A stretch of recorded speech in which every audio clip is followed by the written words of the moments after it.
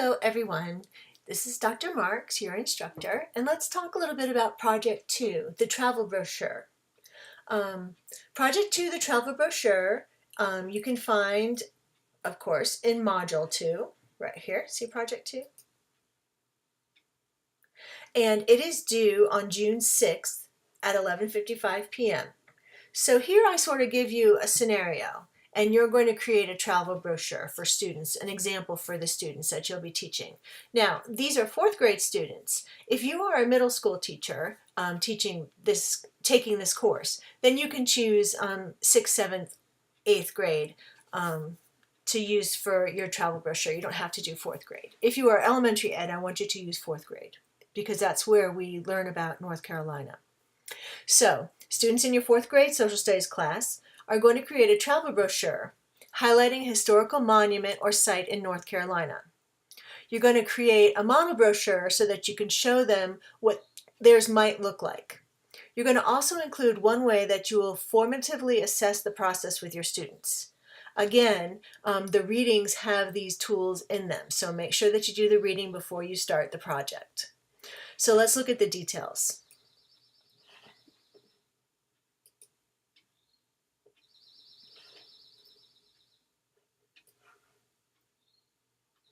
Okay, so here we are.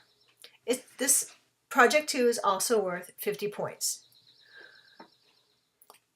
This is the standard in the Essential Standards for North Carolina elementary school students that you will be addressing through this project. Okay, so before you begin the project, you're going to need to do a little research.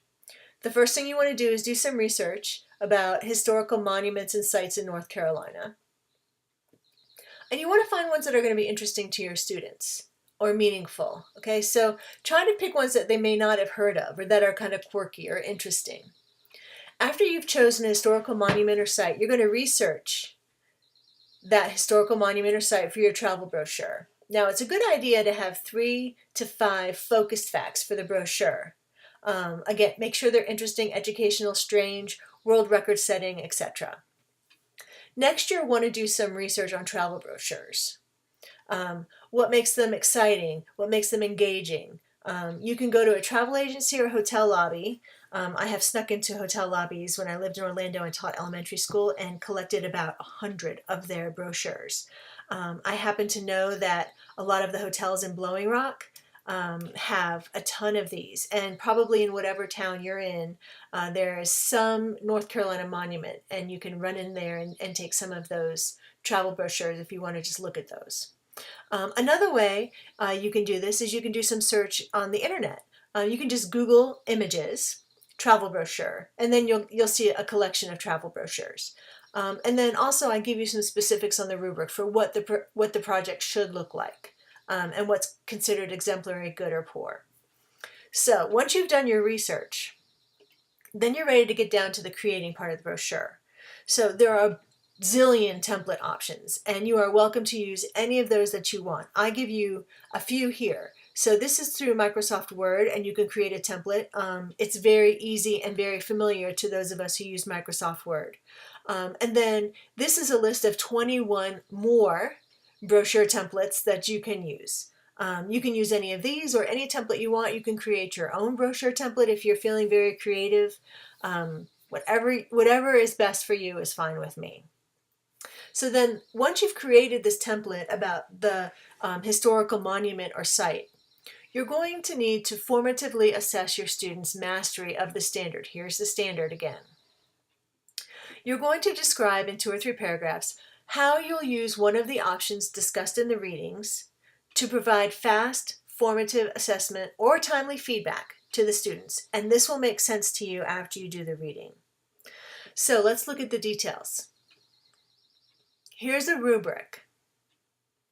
So the travel brochure is worth 25 points, so that's half of the points are tied up in creating that image for the students.